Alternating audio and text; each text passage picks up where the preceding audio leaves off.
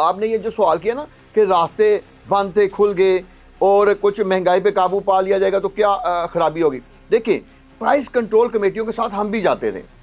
मैंने पाकिस्तान के सबसे बड़े अखबार में 12 साल क्राइम एंड इन्वेस्टिगेशन पेज का मैं इंचार्ज रहा हूँ, तो वहाँ हमने ये सारी चीज़ें बड़े करीब से देखी हैं।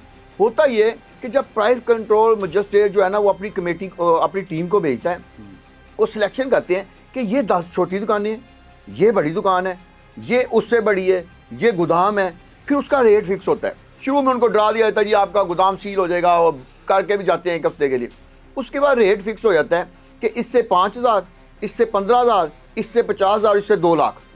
अच्छा, वो रेट फिक्स हो जाता है। वो फिर आवाम जाती है तो आवाम को जो चीज़ें हैं वो चीनी भी महंगी मिलती है, दालें भी महंगी मिलती हैं और सब्जियां भी महंगी मिलती हैं, गोश्त भी महंगा मिलता है। लेकिन वो कहते हैं कि जी प्राइस कंट्रोल, वो कहते हैं जी हमने किया।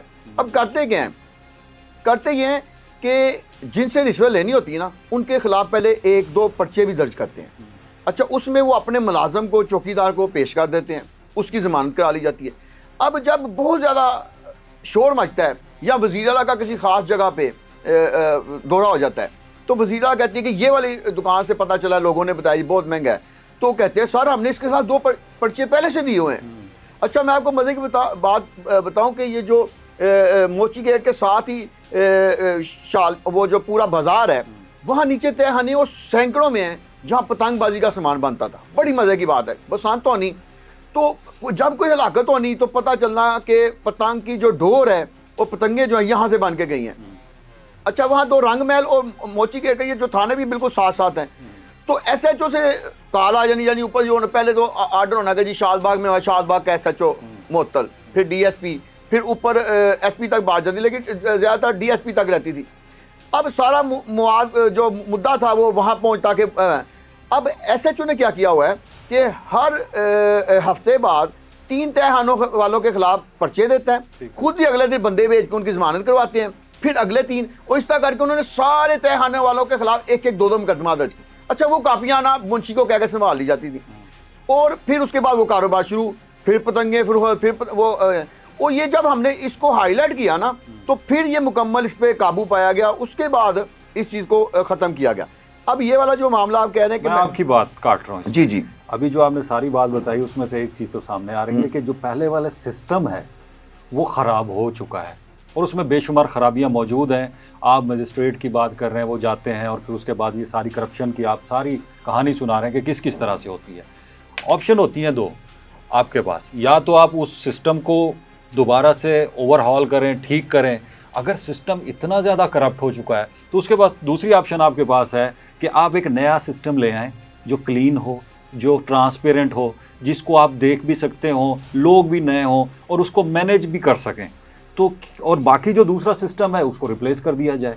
तो आपको नहीं लगता कि इस हो सकता है इस विजन के तहत ये बनाया गया हो सारा सिस्टम? नहीं, ये आपकी बात बिल्कुल दुरुस्त है, लेकिन ये हो रहा है यूरोप में, अमेरिका में और तरक्की याफ्ता ममालिक। वहाँ ये होता है कि एक सदर है, उसने एक पॉलिसी शुरू की है, उसके नीचे जो उनके मेम्बरान है या वहाँ का मेयर है उसने उस पॉलिसी को कंटिन्यू किया है। अब देखें, रिपब्लिकन की हुकूमत हो या दूसरी पार्टी की हुकूमत हो, लेकिन जो डेमोक्रेट्स की, तो जो मनसूबा चल रहा होता है ना तो ना रिपब्लिकन का डेमोक्रेट ख़त्म करते हैं, उसको कंटिन्यू करते हैं। अब हमारा भी यही सवाल है। हम कहते हैं कि एक फोर्स बनाई पीरू फोर्स, एक फोर्स बनाई शाहीन फोर्स, ये शहबाज शरीफ साहब ने बनाई। उसके बाद परवेज़ लाई साहब आए, उनको कंटिन्यू करनी चाहिए थी। उसके बाद जो बुजदार आए उनको भी, पीपल्स पार्टी के भी बीच में वज़ीर आला आए, भट्टू साहब आए, उनको लेकिन ये कंटिन्यूटी नहीं रहती। ये असल में हमारा इतराज़ है। अब मैं आपको एक बताता हूँ, रेस्क्यू 1112 परवेज़ लाई के दौर में शुरू हुई, अच्छा, ठीक है ना। उसके बाद जब शहबाज शरीफ की दोबारा गवर्नमेंट आई ना तो बड़ी कोशिश की गई कि इसका नाम तब्दील कर दिया जाए ताकि उनका नाम ख़त्म हो जाए। एक और काम उन्होंने शुरू किया था वार्डन का, पंजाब में वार्डन, इसको भी कोशिश की गई कि इसको कोई नया नाम देकर ख़त्म किया जाए या वर्दियाँ नहीं बना दी जाए। लेकिन ये दोनों मंसूबे कंटिन्यू रखे। अगर देखें पंजाब के अगर 2 बेस्ट मंसूबों में से कहा जाए ना तो रेस्क्यू 1112 और ये इस वजह से, अच्छा इस वजह से नहीं है कि ये परवेज़ लाई ने बनाए हैं, ये इस वजह से है कि उसके बाद में आने वाले वज़ीर आला ने इसको बड़ी मुश्किल से कंटिन्यू रखा। अब कहा यह जा रहा है कि महंगाई पे काबू पाया जाएगा। महंगाई का बहुत बड़ा इशू है। अब देखिए इस वक्त आप बाजार में जाएं, कोई सब्जी ऐसी नहीं जो 250 से 300 रुपए किलो से कम हो। और ये जो ऑयल का हमने पिछले दिनों सुना था हाँ, कि जी 175 रुपए महंगा बेचा जा रहा है फी किलो के हिसाब से, तो क्या ये उस पर भी कंट्रोल करेंगे? करना तो सब चीज़ों पे चाहिए, करना तो चीनी पे भी चाहिए। फिर वही बात आज शुगर मिल्क ने मिल्स किन की हैं, नाम सारे आ जाएंगे।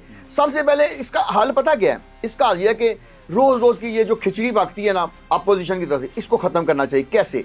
आप पाकिस्तान में जो 60-70 बड़े जो है शुगर मिल ना, उनके मालिकान के नाम जहाँ पब्लिश कर दें, ठीक है, उनके जो टैक्स हैं वो भी पब्लिश कर दें। ठीक है। उसके बाद क्या करें कि किसानों का रेट जो है ना वो शुगर मिल्स को ना करने दें।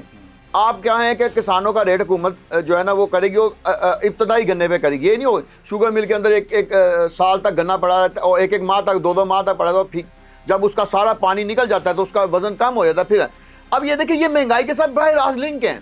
हम ये नहीं कह सकते कि ये चीज़ें महंगाई के साथ लिंक नहीं, ये महंगाई के साथ बराह रास्त लिंक है कि जब तक आप किसान को असल कीमत नहीं देंगे वो उसको, यानी अगर आप 50 रुपये या 100 रुपये किलो के हिसाब से ले रहे हैं गन्ना, तो अगर आप उसको वो वाली कीमत नहीं देंगे, उसको दे रहे हैं 10 रुपये के हिसाब से, और शुगर मिल वाले उससे 40-50 गुना ज़्यादा प्रॉफिट कमा रहे हैं, तो ये महंगाई पे कभी काबू नहीं पाया जाएगा। ये आर्जी है।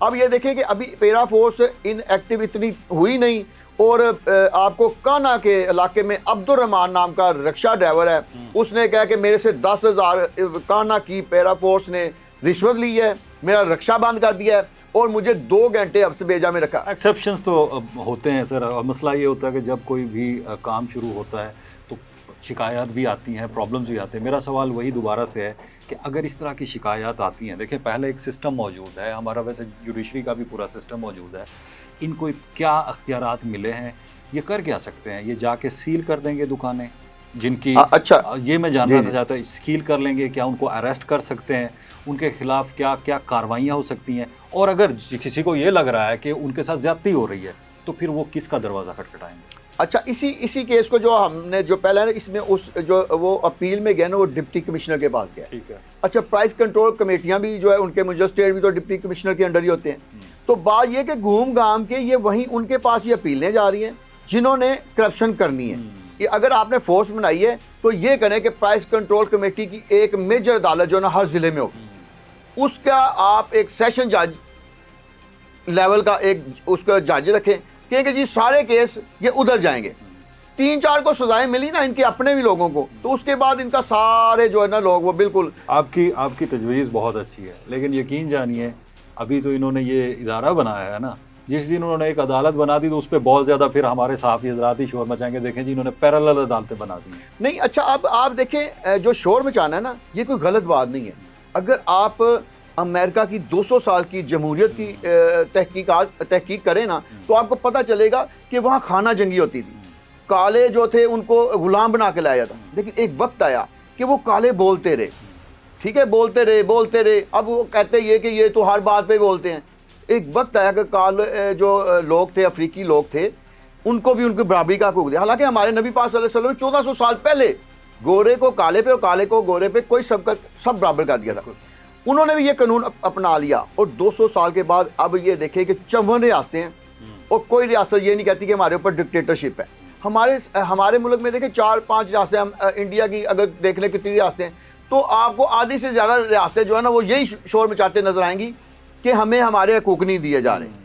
तो ये मतलब है। इसी तरह अगर आप बरतानिया की देखें तो बरतानिया में जो फादर ऑफ इंग्लिश लिटरेचर चौसर है, वो कह रहा है 15वीं ईस्वी में कि इंग्लैंड की जो सड़कें हैं ये इतनी टूटी फूटी है कि यहाँ अगर वो जो गधा गाड़ी या घोड़ा गाड़ी गुजरती है तो उसके पहिए टूट जाते हैं क्योंकि कीचड़ और सड़कें टूटी हुई हैं। लेकिन उसके मुकाबले स्पेन में मुसलमान रूलर्स की जो सड़कें बनाई हुई हैं वहाँ पानी के वो पाइप भी गुजरते हैं, सड़कें भी मजबूत हैं।